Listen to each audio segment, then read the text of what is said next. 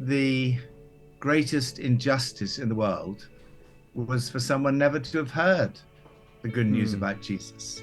And the greatest act of love was to introduce someone to Jesus. The greatest joy is to watch someone encounter Jesus. Hey, thanks so much for checking out this video. The Canadian Church Leaders Network is all about seeding a hopeful future for the church in Canada by coming alongside pastors to serve, connect, and resource them as they go out and do the same for their communities. That's the vision. So if you're looking to be further resourced, connect with more church leaders across the country, or hear incredible stories of God's faithfulness in the church in Canada, follow us on Instagram by searching CCLN, visit ccln.ca, or subscribe to our channel below. Thanks again for watching this video. Have a good one. Well, Nicky, it's such a joy to be with you today. Thanks for making time to hang out with us on this podcast. Oh, it's good to be with you, Jason. Lovely to see you again. I've been so impacted by Alpha, by HTB, by you, that I just really cherish this time together. It's such a gift. I have this super fond memory of taking my friend who wasn't a Christian, didn't know the Lord, to Alpha in our church basement a long time ago. Before there was an Alpha youth or anything like that, we watched you talking about the death and resurrection of Jesus. And I remember in the 4th episode turning to my friend and seeing him experience some of this truth coming alive. And he and I are still great friends 20 years later. And that was a turning point in his walk with God. And then I fell in love. I fell in love with Alpha. I fell in love with you and the team. And so I just cherish this opportunity today. Yeah, such an honor to do that. And one of the things that I love about Alpha is that it was born in a local church. And it's a really special thing to see a resource that's impacted so many lives and served so many churches. I was just born in the life of a local church, a church trying to do the work in their city, in their place. And I thought to begin our conversation today, I'd love to hear how you found yourself in pastoral ministry, in ministry in the local church. Because if I understand right, that wasn't the career trajectory that you had planned. And so how did you find yourself saying yes to the work of pastoral ministry? Well, I was, my father was a German Jew, so I came from he was a secular Jew, so he didn't practice any religion, and nor did my mother. So I wasn't brought up as a churchgoer, but as a teenager, I became an atheist, and I was a very argumentative atheist. And then in my first year at university, through Nicky and Silla Lee, who run the marriage course now, I read the New Testament. And it was through reading the New Testament that I had an encounter with the person I was reading about in the New Testament. And that encounter totally transformed my life. And so that was 50 years ago. And I think, unconsciously at least, worked out that the greatest injustice in the world was for someone never to have heard the good news about Jesus. And the greatest act of love was to introduce someone to Jesus. So that's what I wanted to do. And that's what I've been trying to do for the last 50 years, to use every opportunity to tell people.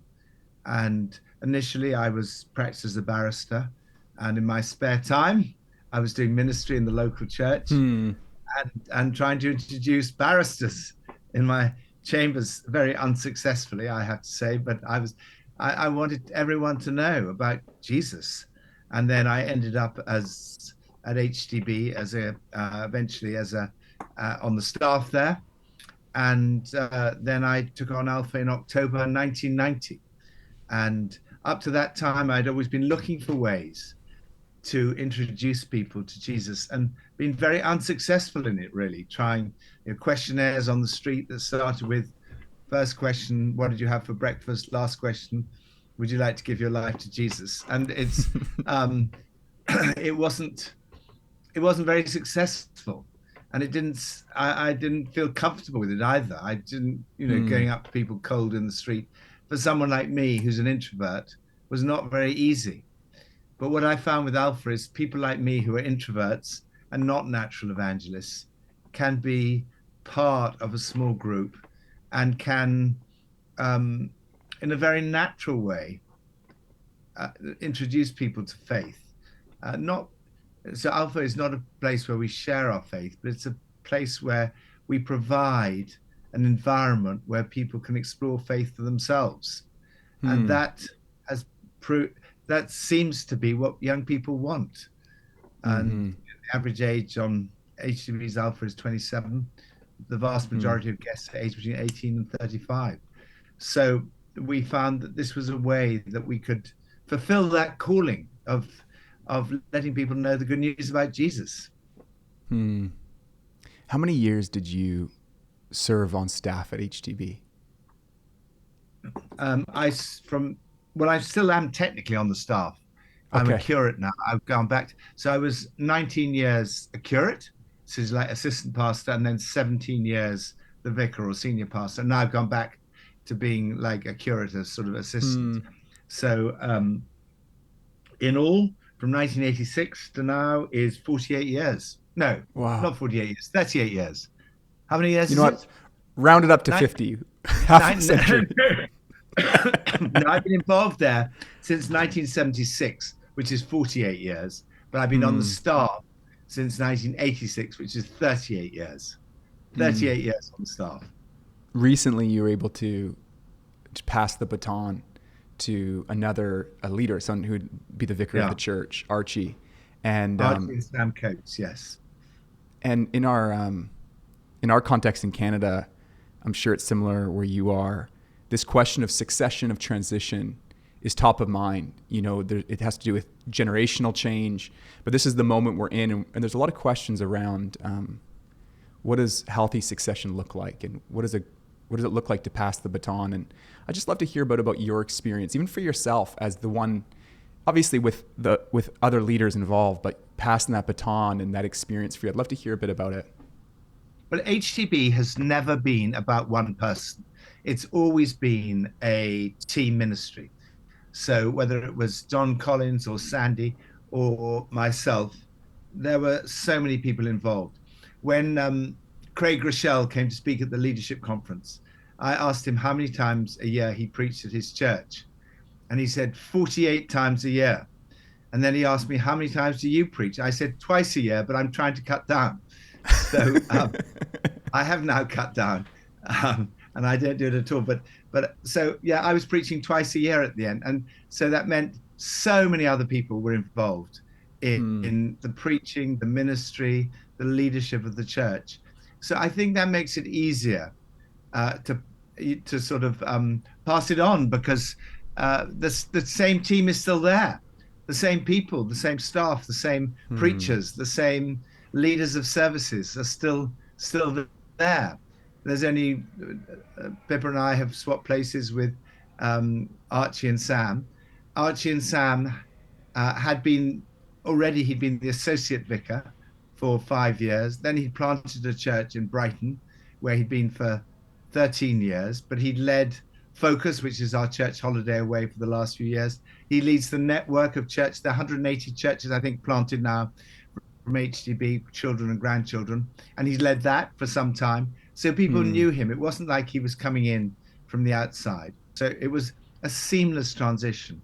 And Archie and Sam are absolutely wonderful. Everybody loves them. And the church is growing. The staff are much happier. The giving is up. The only question anyone asks is, why didn't you go earlier? So that warms my heart. I'm just so thrilled to see the way that Archie's leading. And I said, the last talk I gave there was the best is yet to come. And I really believe that. One of the things that my son said to me, because when I took on HTB from Sandy, which was in 2005, I really didn't want Sandy to leave. Sandy had been the vicar and I'd been his assistant for 19 years. And I pleaded with him not to go.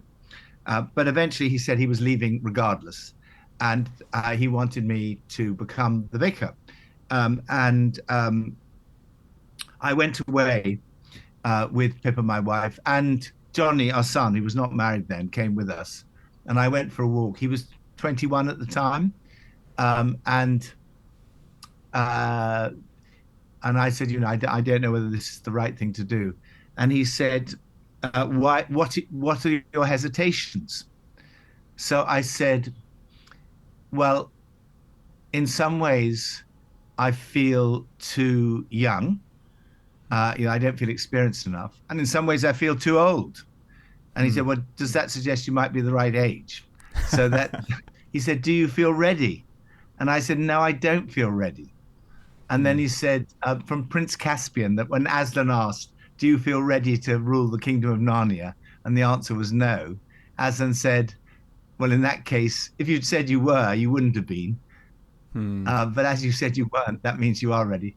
And then the third thing I said to him was, the thing is, I've been the assistant for 19 years, and I love Sandy, and I feel if I change things, it will look like I'm criticizing what happened before. And if I don't change things, what's the point in leading the church? And Johnny said, well, G.K. Chesterton said, in order to stay the same, you have to change. In other words, if you don't decorate your house, it won't stay the same.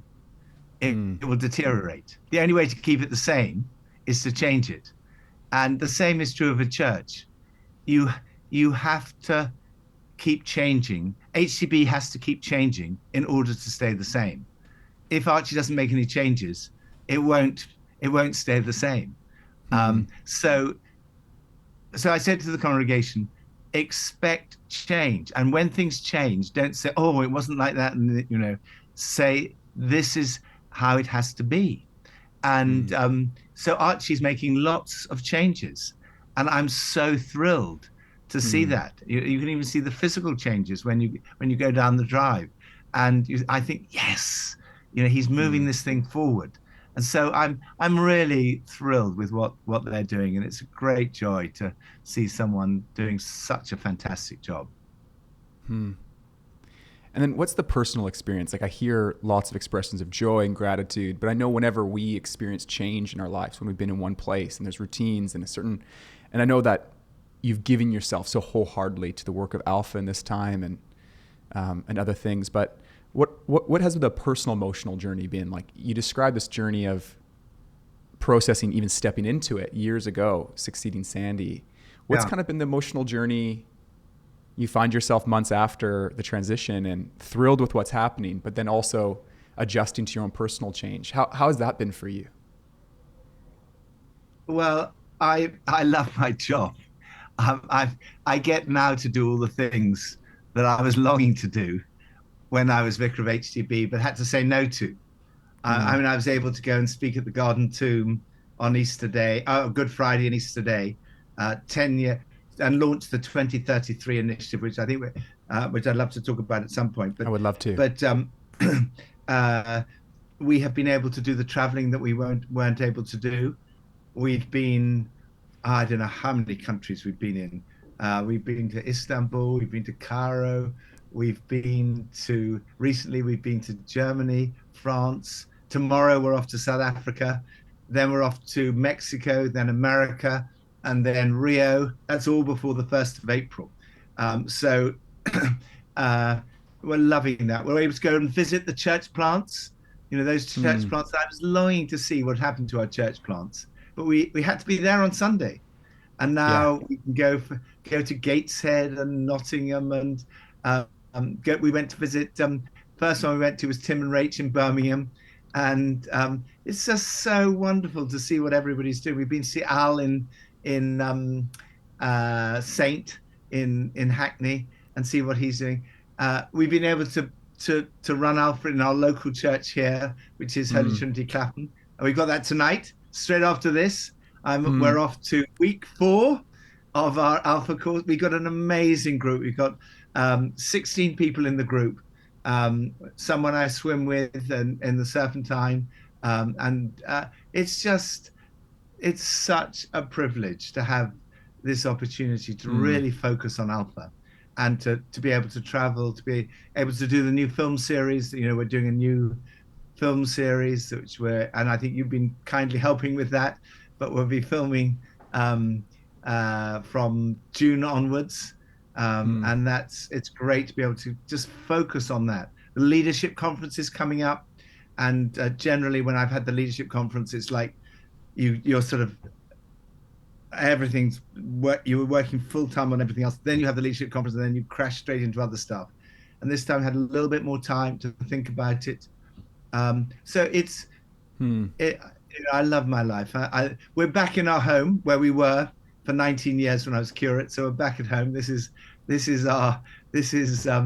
been here for 36 years. So it's home, which I love. We have a little bit more time for the grandchildren, our 10 grandchildren.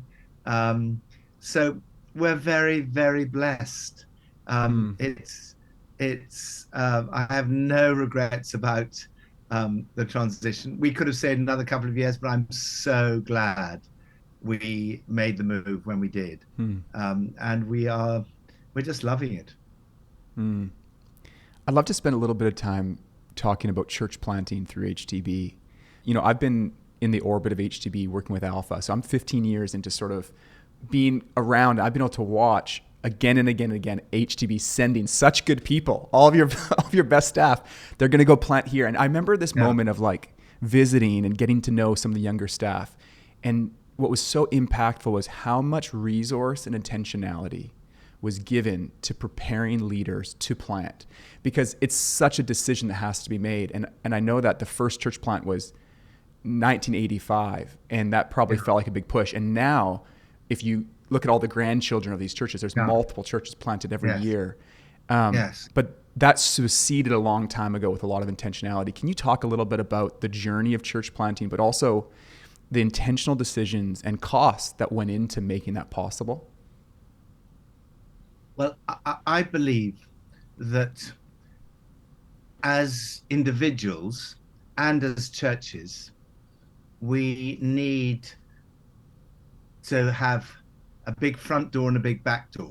So in other words, we in terms of our individual lives, we need a big front door in the sense that we're receiving the Holy Spirit constantly. We need to be refilled, but then we need to be evangelizing. That's the back door, if you like.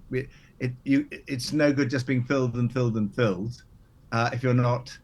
Jesus said, "You will receive power when the Holy Spirit comes on you, and you will be my witnesses."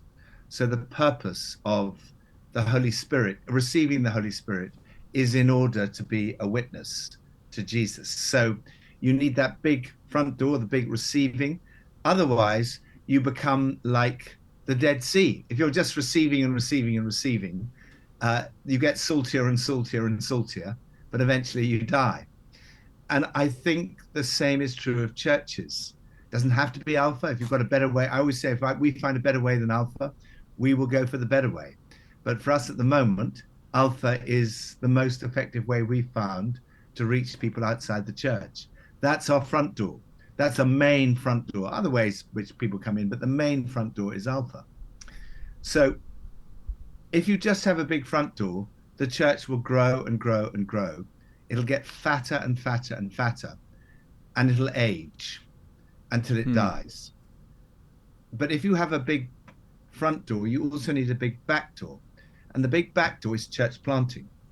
And that is sending out your best leaders with, we generally speaking this is our model for church planting. We look for, we call it Vicar, but let's say a pastor, an assistant pastor, worship leader, administrator, youth worker. So like you have those five places, and then about 30 people, 30 to 50 people, depending where it is. Now, if you send your best each time, what does that mean? It means someone else has got to take those positions.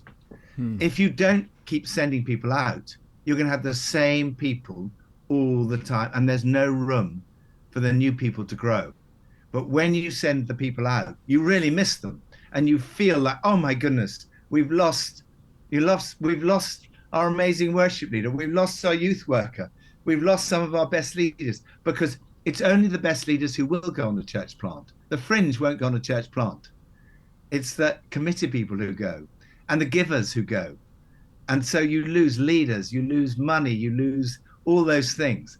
But what you do is you create space for other people to grow into that. And also it keeps you younger, because with Alpha, with HTB Alpha 18 to 35, you've got young people coming in. But then the people going out to plant, they're going to be people a little bit further on their journey, a little bit older. They're going to take leadership in the next church, and they're going to run Alpha and have young people coming in. So you get a flow of young people coming into the church. You have a healthy church.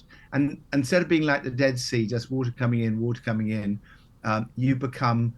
you have water coming in and water coming in. I swim in the Serpentine every morning. You know the Serpentine in Hyde Park? I do. It's a beautiful lake. Some people say it's full of duck poo, but that is actually true. But it's still a lovely place to swim. Some people say it's very cold, but you're probably used to the ice in Canada. No problem. There is ice from time to time, but not all the time. It's now very warm. It's 7.5 degrees this morning. It's like so warm.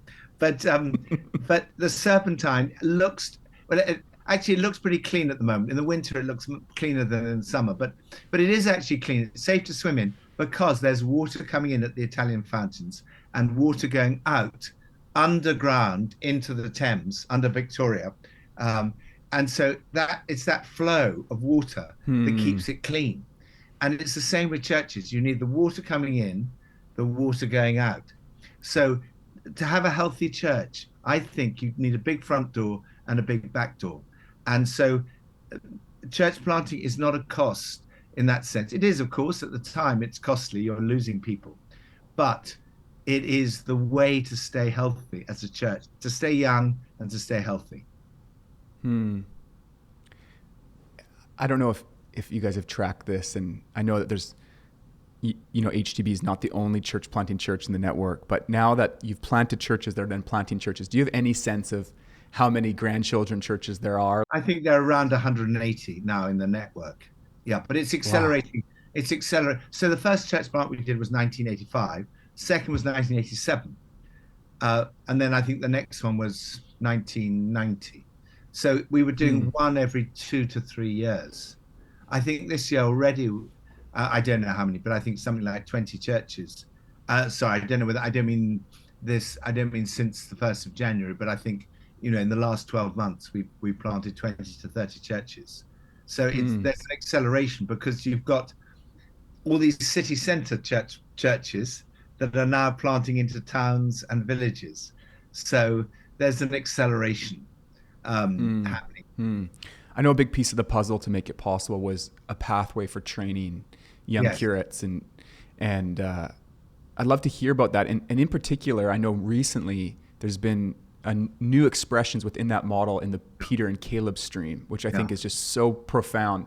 Can you just speak to a little bit about that initiative, but then maybe within the context of the broader training initiative? So in order to plant churches, you need a pipeline of leaders, and you need to train up. In the UK, the number of opportunities to plant churches is accelerating all the time. But what the challenge is to find enough people to plant into those churches. So I think it was back in 2009, together with the Bishop of London, maybe 2007, we started a theological college. And Graham Tomlin, now Bishop Graham Tomlin, was the principal of that. And Rome Williams' wife, Jane Williams, was part of that team. And the person who's now the head of Wycliffe, Mike Lloyd, the three of them. And Johnny, our son, was one of the first 9 people there. And now I think 25% of the Church of England ordinands are trained at St. Mellitus. Wow. That's it's called. So we did it together with the Bishop of London, who was Richard Charters at the time, who had a real vision for it. And he chose the name St. Mellitus after the first Bishop of London. But recently we've started 2 new streams. The one is the Peter stream. So in this country, there are a lot of people trapped underground by three things: by racism, intellectualism, and elitism. So they're very, very talented people. And it's not just in the church, it's in lots of areas of life where people don't recognize that some of the most gifted people have been excluded or trapped underground because of the color of their skin, because of their lack. These are not, sometimes they're overlapping, but most often they're not, because of their lack of education. So one of the people on the Peter Stream left school at 13, absolutely brilliant guy. You know him, Joe O'Sullivan. And then trapped by elitism, that it's sort of middle class people who have to lead. Whereas if you look in the New Testament, you had one middle class, Paul, intellectual, but then you had Peter and John, who were described as agrammatoi idiotai, Acts 4, verse 12, I think it is, or verse 21. And you can't even translate that in a politically correct way. But they were not highly educated, but they were brilliant leaders. Look, I mean, Peter is like, you go to Rome, what's the church? St. Peter's, named after Peter. And he was a fisherman. He didn't have, so we're looking for these people who are trapped underground, and they are brilliant. And we're looking for emotional intelligence.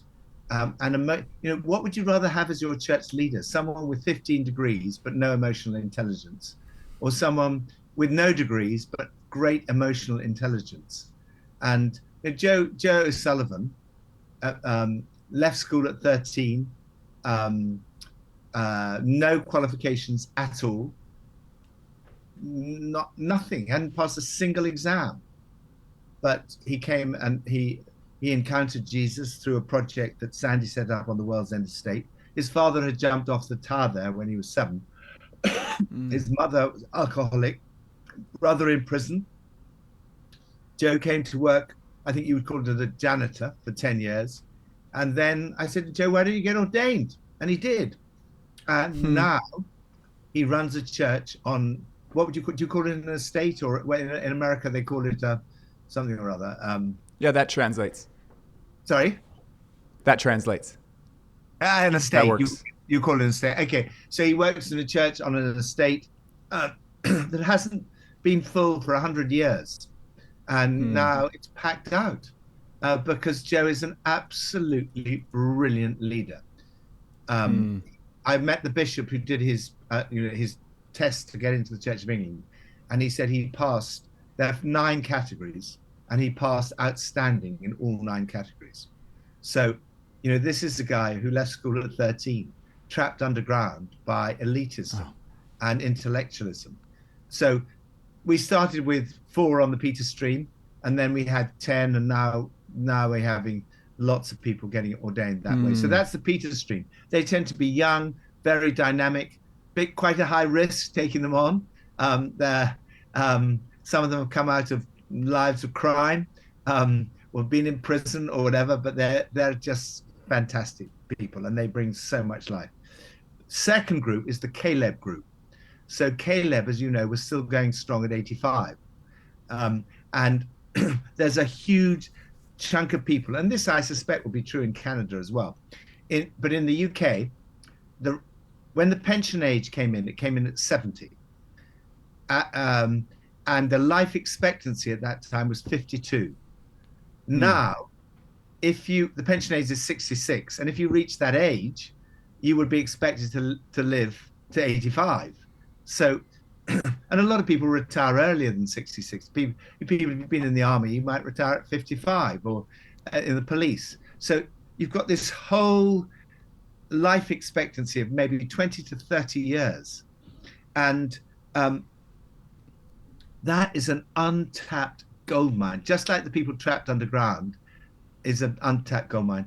This group of people is an untapped gold mine of just, I did an interview with Arthur, the professor of happiness at Harvard University. And he talks about, in the early part of your life, you have fluid intelligence, and later on you have crystallized intelligence. So Hmm. much knowledge. Some people say that the most productive period of your life for many people is between 60 and 70. Second most Hmm. productive between 70 and 80. But this talent often is people who've stopped work at 60, not many of them just want to play golf for the rest of their Hmm. life. Most of them want to do something. The Guardian newspaper here runs a column which is a new start at 60. And it'll take, for example, there was one about a teacher. This person loved teaching, but what he really liked was magic. So when he left teaching at the age of 60, he became a magician and he was able to do full time what he'd always loved.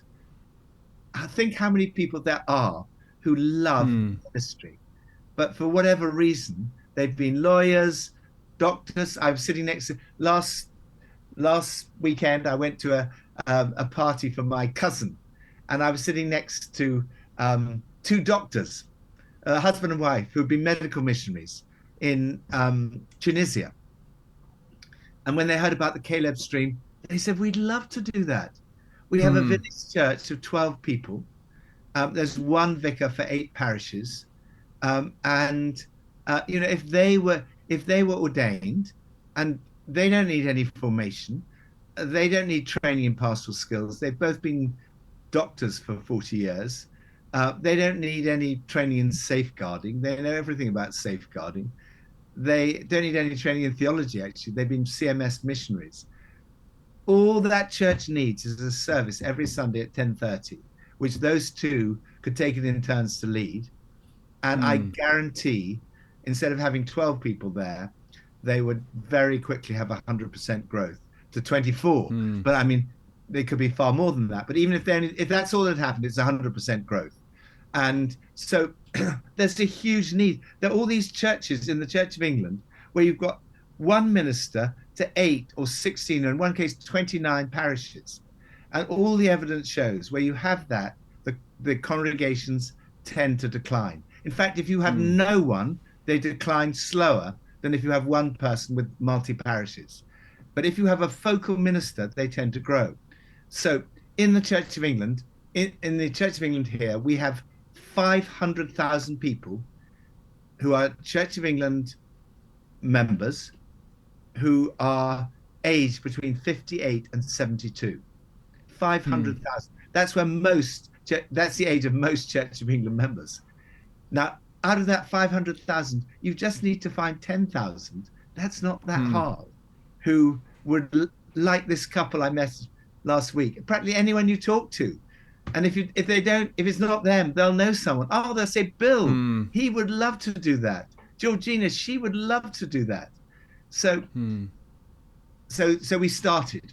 We started with one friend of mine who I'd been at university with. He became a Christian the same week as me, worked in business, and then he was a management consultant, a partner in a firm of management consultants. Then he was a head teacher and lay chaplain for 14 years, and then became a recruiter of head teachers. And I said, it was Pippa actually suggested, why don't you get ordained? Because he Hmm. wasn't even allowed to read the lesson in his parish because he wasn't a licensed lay reader. Anyway, I went to see his bishop, and bishop agreed to ordain him. And a year later, he was ordained. He is Hmm. totally brilliant. I mean, these people are outstanding leaders.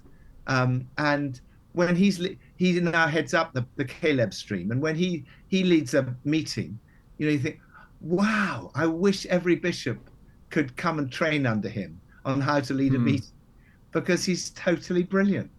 And Hmm. so that we had one the first year, we had 10 the second year, we had I think another head teacher, doctors, and we had people from all walks of life, male and female. And it's grown. I mean, I think they're about 90 Calebs now, but it hasn't grown as fast as it should. We need 10,000 of them. So, and then it works so well at Similitis because you've got this group of Peters who are young, enthusiastic, quite risky in terms of, immature. And then you've got this older group of Calebs who and they are inspired by the Peters, and Hmm. they can pastor the Peters. So Wow. they they help each other. The Peters inspire the Caleb's, and the Caleb's pass to the Peters. Hmm. Oh, I love it so much. It's so impactful to hear. When I think about all that you've got to be part of pioneering, and I think if I know you, it's that you're reluctant to take any credit, or you're slow to take credit, but you've been part of some pretty courageous vision and bold steps, risky steps, and starting things that in year 1 might just have 1 or 0 participants, but into year 10 could. And I don't know if it feels like courage for you, Nicky, but one of the things that I've experienced leading a church and pastoring and doing ministry is there's moments where I can't not do the thing. The vision is so alive inside of me, and I feel so met by God. But then there are other moments and where my courage wanes, and fear of criticism or fear of failure starts to really be the loudest voice in my mind and heart. And I just wonder how you've found courage when it doesn't feel like that vision is just white hot inside of you. Well, Kay Warren says life is much more difficult than you think it's going to be. And there are many, many challenges in life, and which we all face. We all face disappointments. We face health issues, relationship issues, bereavement, all kinds of challenges. And ministry is a battle. There's always, if I say to you, what battles are going on in your life at the moment, I'm sure you could name lots of them. You've probably got battles in your family of different types. You've got battles in your church, battles in relationships, issues in the staff team, issues of members of the congregation, etc. And I'm sure you could come up. Well, if you couldn't, then that's wonderful. But I suspect that, that you could, and I could do the same. There are always going to be problems and causes for anxiety and fear, because leadership is not easy. If I was ever going to write another book, it would be Why No One Should Want to Be a Leader. Leadership is it's like fame, and no one should want to be famous. If anyone says, "Oh, I just want to be famous," we think you're crazy. Why would you want to be famous? I mean, real fame is a lifelong prison sentence. You might be locked in a nice house, but you're locked in. Yeah. The royal family in this country can't go for a run in the park. They can't go out, they can't do anything. And people who are really famous can't leave their hotel. They'll just be mobbed. They can't do anything. They're in a prison. No one should want to be famous. It's a huge cost to be famous. And leadership is different from fame, obviously, but there's some of the same things. There's a cost to leadership, and it's not something that anyone should ever aspire to. But what we should all aspire to is to make a difference for other people, to give our lives in loving service of Jesus and other people. And if we do that, and we're involved in a ministry that grows, inevitably you become a leader. You're a leader because your church is growing. And the more you grow, the more your profile, the higher you climb, the sharper the knives. And so the criticism, the higher you climb, the bigger the church gets, the more people are out to get you. And that's also a cost. But right now, what people are saying is, I don't want to be a leader. I don't want to do that. I'd much rather go home and watch television. And I get that. I get that. But we must not give in to that temptation. So I would say the title of my book might be Why No One Should Want to Be a Leader, ... but everyone must. Because, you've got to be a leader. You've got to, if you've got children, you're a leader in your family. If you're a parent, you're a leader in your family. If If you're a pastor, you're a leader in your church. If you're a teacher, you're a leader in your school. Everyone, people are involved in any kind of voluntary work, any kind of community. You have to lead, and leadership has a cost. It has a price to pay, and there's criticism, there's difficulties, there's battles, and that produces fear and anxiety. So that is part of the cost, is the anxiety and the fear that goes with it. You guys have the leadership conference coming up, and I've had the pleasure of being there in the past, and there's no gathering that I've ever experienced quite like it. All the nations, so many denominations represented in churches, and just such a dynamic environment of worship and thoughtfulness. And what's kind of the driving desire in your heart as you guys host another year of the leadership conference in May? I think it's life changing. There were a couple who came, not yet married, but they're a couple who came on our last Alpha course that we ran here. After we left HTB, we ran one online in Kuala Lumpur, and then we did two in our own home. And there was a couple who came, and they came to the leadership conference last year, and they came to dinner here last week, and they said, the leadership conference, we think about it every day. It changed our life. They're both involved in one runs an orthodontist practice, the other runs yoga classes, but they're both involved in these, and they said it was life changing. And I think that's true for people. And these days there's not a speaker in the world that's well known that you can't listen to on a podcast or Google their talks. But what you can't replicate is the experience of being in the room and being in the Albert Hall, which is an iconic place, which becomes a house of prayer for 2 days. And we have just worship, 5,500 people from all over the world, Catholics, Anglicans, Lutherans, Methodists, Pentecostal, Baptist, every denomination, and pretty much every nation represented. And you see the beauty of the church coming together.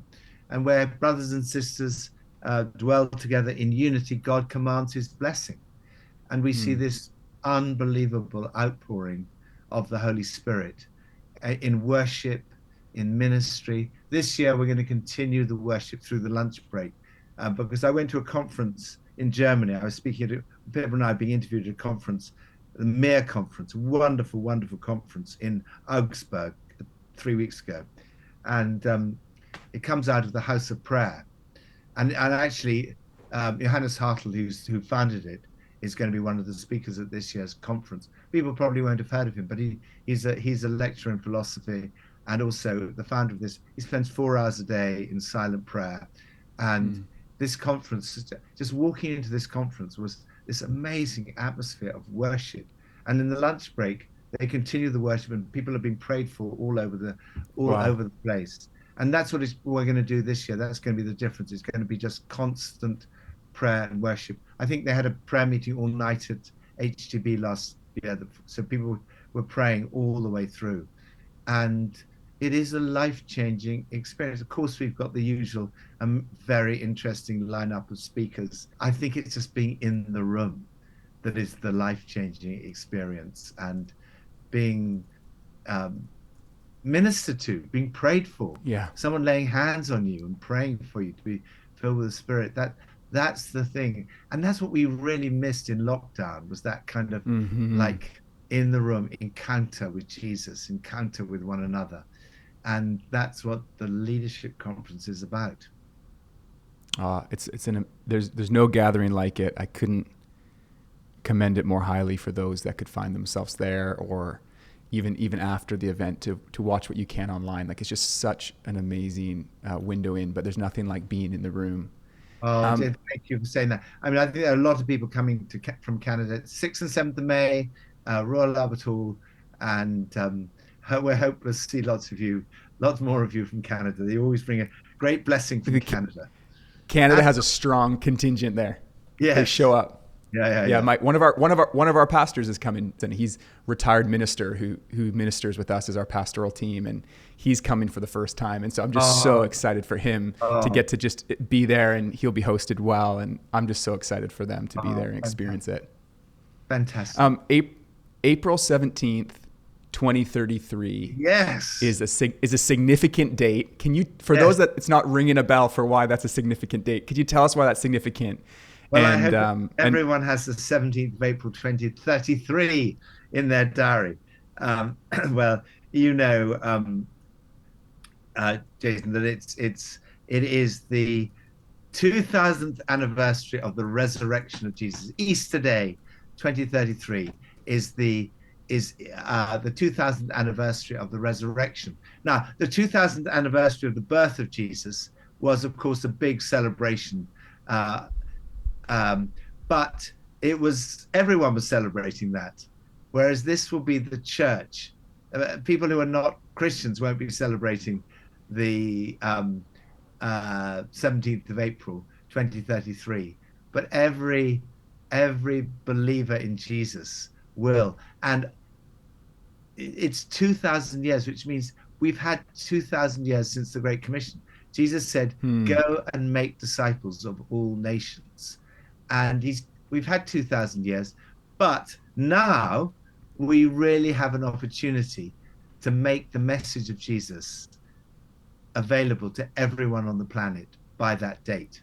Everyone's working together. The Bible translators are working on getting the New Testament into 99.96% of the languages in the world.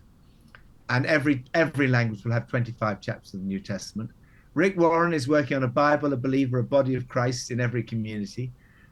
We met in the Vatican in Rome with 70 Catholic organizations that are all working different ways. So this is everyone coming together, Bible translators, churches, individuals, and saying, how can we get the message of Jesus out to everyone on the planet by the 17th of April? And our part with Alpha is to make Alpha available to everyone on the planet. So that's what we're doing. So as you know, we produce a Chinese version. So Alpha's has been for many, many years dubbed into different languages. But the Chinese version is actually pure Chinese. It's the hosts are Chinese, the experts are Chinese, the testimonies are Chinese.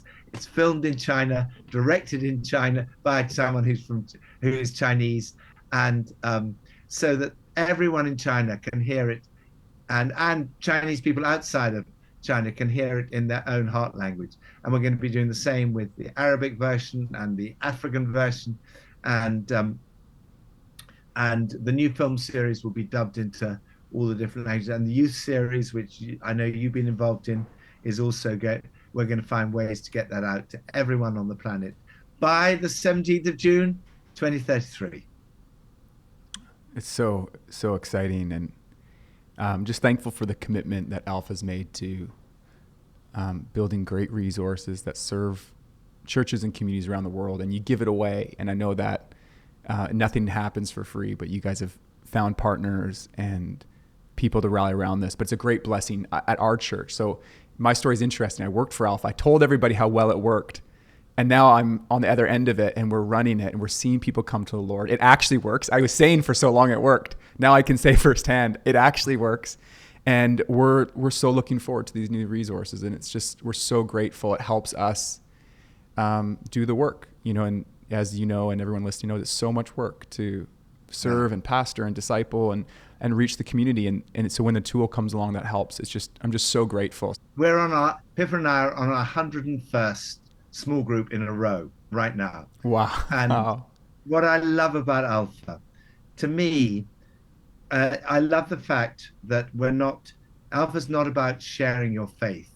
It's about creating an environment where people can find faith for themselves. And it's all based around that verse, as you know, in Proverbs 20, verse 5. In the heart of every human being is a deep well, and the wise person draws it out. So we've got these 16 people in our group.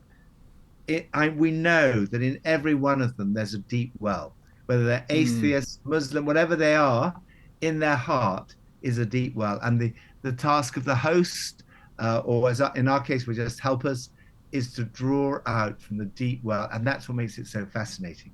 And that's why the questions are so important. So last week, week 3, what about the cross? The talk on the cross, why did Jesus die? We don't say, what do people think of the talk? That will get you nowhere. But we ask, first question, has anybody here ever needed to forgive someone? And then this stuff comes up out of their hearts. Second question, has anybody here needed to ask for forgiveness? And that's very revealing when people are honest and people start to talk. And then the third question, what do you feel about the idea of God forgiving? And do you know, the person who led it brilliantly. She'd only been a Christian for, I think, 6 months. She's got her fiance with her, and she literally just read the questions out of the training thing.